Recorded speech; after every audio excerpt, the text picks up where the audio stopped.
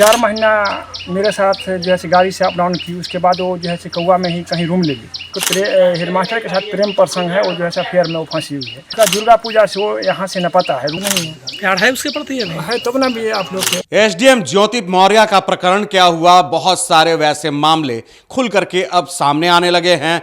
बिहार की भी दगाबाज पत्नी से आपको रूबरू करा देता हूं। ये केवल दगाबाज पत्नी ही नहीं है, ये एक दगाबाज मां भी है। नमस्कार, आप देख रहे हैं देशवा न्यूज और मैं हूं आपके साथ कुमार कौशिक।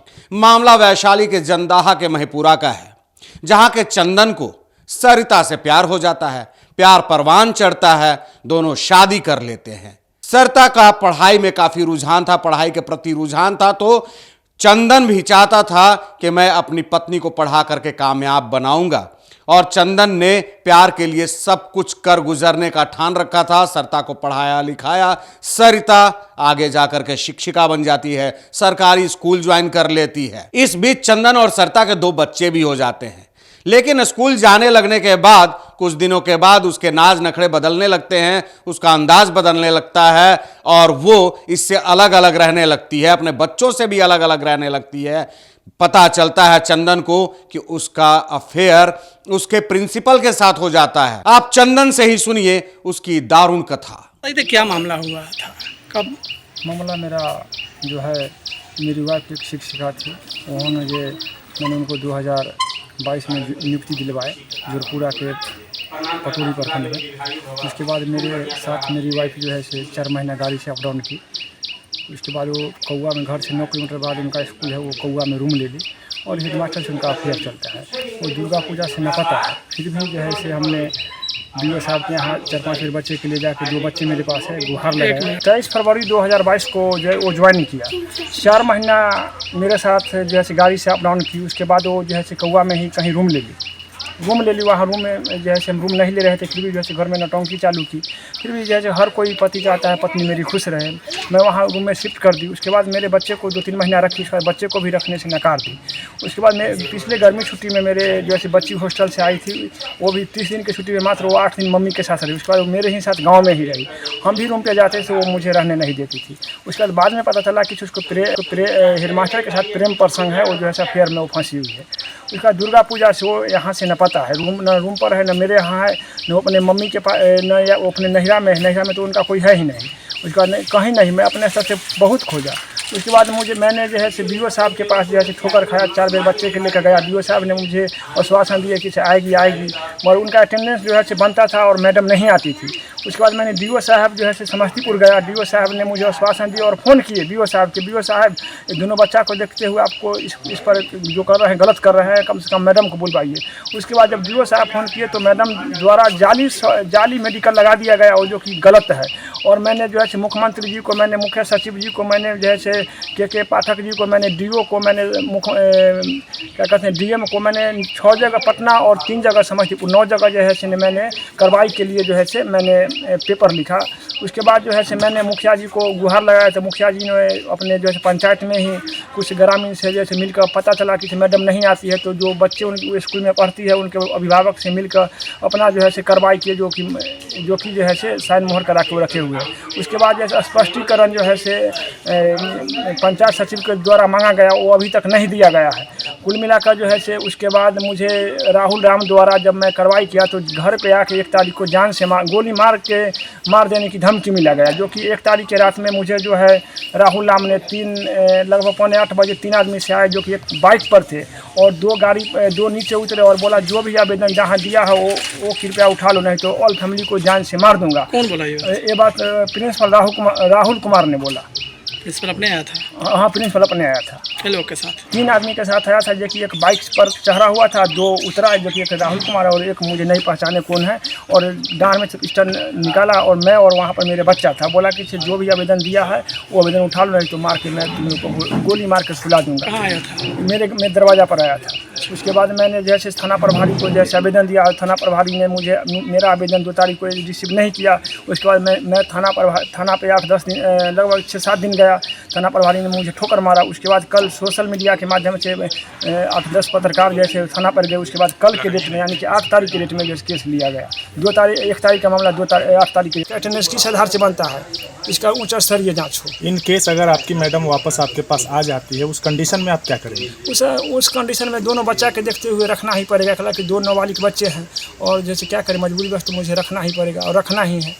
मैंने प्यार अभी भी है उसके साथ, तो क्या किया जाए, जैसे वो तो अभी तलाक नहीं ली है और वो बेवफाई निकल गई, हम बेवफाई तो नहीं है। प्यार है उसके प्रति है तब ना भी आप लोग के निकला उसमें जैसे वो पास कर गए, मैं जो 4 नंबर से पीछे हट गया। तो जो है 2022 में 23 फरवरी 2022 को उनकी प्राथमिक विद्यालय नूनफर पर उनका ज्वाइनिंग हुआ। क्या आप लगता था पहले कि हमारी पत्नी पढ़ लिख के शिक्षक बनेगी और हमारे साथ इस तरह से बेवफाई करेगी? नहीं, इस तरह तो नहीं लगती थी, मगर नौकरी हो जाने के बाद इस तरह की मेरे साथ बेवफाई। अब क्या करेंगे आप? अब जैसे मैं तो उनको जो है सो अपने स्तर से बहुत ठोकर खा के खोजे, भाग ही गई तो क्या हम FIR करें? क्या उनको मेरे साथ अगर नहीं रहना है तो किसी को आप खुश ज़बरदस्ती तो नहीं रख सकते हैं। मैं शर्मिंदगी के मारे FIR दर्ज नहीं। आप क्या कीजिएगा? अब तो आपका लव मैरिज किए थे, निकल गई आप। हाँ, तो मैंने जैसे फिर भी जो है मैंने उच्च स्तरीय जांच के लिए जैसे मैं जब DO साहब और जो है सो सब तर कार्रवाई किए, तो उसके बाद मुझे जान से मार देने की धमकी। सरिता के प्यार में चंदन इस तरीके से पागल था, उसकी मोहब्बत में ऐसे फंसा हुआ था कि उसके लिए कुछ भी कर गुजरने को तैयार था। उसको पढ़ाने के लिए चंदन ने अपनी जमीन तक बेच डाली, लेकिन सरिता को उसके प्यार का अंदाजा नहीं था। उसका किया हुआ भी सरिता को याद नहीं रहा और अपने आशिक के साथ अपने बच्चों को छोड़ करके फरार हो गई। आप बच्चों की भी बात सुन सकते हैं कि सरिता के लिए वो क्या अब मन में रखे हुए हैं, अपने पापा के लिए उन लोगों के मन में क्या है और वो कितने दर्द में है मासूम बच्चे। हमें दुर्गापुरा से नहीं पता। कहाँ गई है? नहीं पता। क्या कुछ बोल करके गई है क्या? नहीं। कैसे रह रहे हो मम्मी में? पापा देख रहे हैं। पापा देख रहे हैं। मम्मी के पास जाना चाहते हो? नहीं। मम्मी का याद आ रहा है बाबू? नहीं। क्यों? मम्मी गंदी है। क्या नाम है तुम्हारा? वैभव। कितने भाई बहन हो? 1 भाई 1 बहन। क्या मम्मी यदि आती है यहाँ तो क्या तुम घर में रखोगे? मम्मी पास आप रहना पसंद करोगे? नहीं। नहीं। अगर वो यहाँ आ जाती है आपके साथ रहने तो क्या करोगे आप? नहीं। पापा तो कहते हैं कि आ जाएगी तो रखेंगे मम्मी को। हैं? तुम्हारे पापा तो कहते हैं कि आ जाएगी तो हम रखेंगे पत्नी को, तुम्हारी मम्मी रहेगी, तुम पर नहीं रहेंगे। आप नहीं रहना चाहते हो? नहीं। ठीक। किसके साथ रहना पसंद है आपको? पापा। पापा के साथ। हाँ। क्या नाम हुआ? वैभव। घर में कौन कौन है तुम्हारे?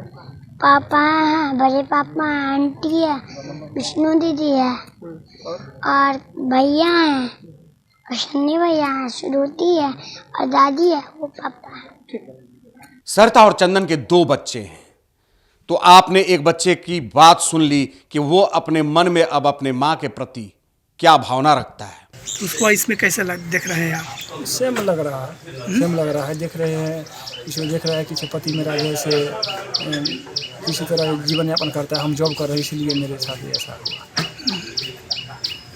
आपको लगता है कि जो भी औरत बाहर निकल के जॉब करती हैं, ऐसी घटना आगे भी घटित होने की संभावना आपको कितना परसेंटेज लगता है? सब पर नहीं है, मगर कुछ है। कितना परसेंटेज आप बोलेंगे? 10% तो जरूर होंगे। 10% तो सब महिला पर नहीं लागू है और कुछ है। ज्योति मिर्जा के साथ भी ऐसा ही हुआ है। यूपी में अब ये 100 में जो है से 1-2 खराब होता है, उसको खराब ही ना कहा जाए, इसके लिए सब महिला बदनाम हो। यूपी वाला कहानी सुने हैं ना? हाँ, सुने। क्या सुने हैं? ज्योति मौर्य और जैसे आलोक मौर्य, वही कहा। उससे भी मिलता जुलता है आप? हाँ, समथिंग उसी से मिलता जुलता है। तो क्या करेंगे आप? मैं अब क्या करूँ, जैसे दोनों बच्चे के लेकर रह रहा हूँ, मुझे न्याय चाहिए। और जो मुझे जान से मार देने की धमकी मिला है, हालांकि अभी है तो दोनों बच्चा के मैं पाल रहा हूँ, किसी तरह अच्छा संस्कार दे रहा हूँ, जो ही है जितना में हूँ। और मैं ही नहीं रहूँ तो दोनों बच्चा को कौन देखेगा? जब माँ ही इसका नहीं है, माँ ही बेवफा निकल गई तो बच्चा। अब क्या लगता है कि पति अपने पत्नी को माने पढ़ाएगा? इस तरह की घटना हो रही है। जैसे ऐसा है कि से कुछ जो है से और सबका अपना अपना सोच पर निर्भर है, मगर है कि से पढ़ेबो उस पर कुछ जैसे दिक्कत महिला पर आ जाएगी। इस तरह की कहानी सुन के महिला पर कुछ साइड इफेक्ट पड़ेगा, जिनका भी हस्बैंड उस पर कुछ साइड इफेक्ट पड़ेगा। क्या इफेक्ट पड़ेगा? या कि से अब आलोक में मेरिया हुआ वो हुए मेरा वाला कहानी हुई सुनकर जो है वो भी तो कुछ चिंतित होंगे ना। जैसे हाल सर बोले कि से 93 महिला बीपीएससी की तैयारी कर छोड़ दी, उसी तरह जो भी जैसे सीटेट या बीटेट की तैयारी कर रहे हैं उनका भी जो है इस पर असर पड़ेगा जी पड़ेगा। बेटी पढ़ाओ कि बहू पढ़ाओ? नहीं, बेटी भी पढ़ाओ बहू पढ़ाओ, मगर उस पर नजर रखो, कड़ी नजर रखो। आपने नहीं रखा था क्या ना? मैंने रखा था फिर भी जो है से न बताया 100 में 10% जरूर खराब। आप फिर भी बोल रहे हैं ये सर 100 में 10% खराब जरूर है। आप क्या करते हैं? मैं एक जो है से प्राइवेट थोड़ा सा स्कूल चलाता हूँ। आप ही शिक्षक हैं? जी हम भी शिक्षक हैं। कब हुआ था लव मैरिज आपका? 2010 में। तो देखा आपने, मां है सरिता, पत्नी है सरिता, प्रेमिका है सरिता। जब उसने चंदन को चुना होगा, चंदन से प्यार किया होगा, तमाम तरह के वायदे किए होंगे, दोनों आगे बढ़ करके जिंदगी जीने का सोचा होगा साथ में, और बच्चे भी पैदा किए। चंदन ने उसको पढ़ाया लिखाया, उसको काबिल बनाया, शिक्षिका बना दिया, लेकिन सरिता को उसका किया हुआ कुछ भी याद नहीं रहा। अपने बच्चों के लिए ममता जो होनी चाहिए वो ममता भी मर गया, और एक मां भी दगाबाज हो गई, प्रेमिका भी दगाबाज हो गई, और सरिता आशिक के साथ फरार हो गई। अब चंदन जो है दर दर भटक रहा है, बिलख रहा है, अपने प्यार को याद करके, सरिता को याद करके कोस रहा है सरिता को। सरिता के द्वारा किया गया जो है ना वो अब उसको रुला रहा है।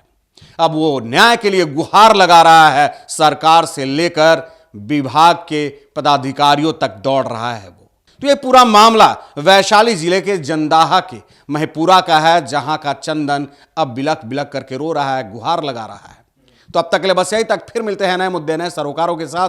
तब तक देशवा न्यूज देखते रहिए। धन्यवाद। सिर्फ खबर दिखाना देशवा न्यूज का मकसद नहीं, देशवा न्यूज की कोशिश है कि समाज की सूरत बदलनी चाहिए। देशवा न्यूज पर वीडियो देखने के लिए लाइक करें, सब्सक्राइब करें, साथ ही बेल आइकन दबाना न भूलें।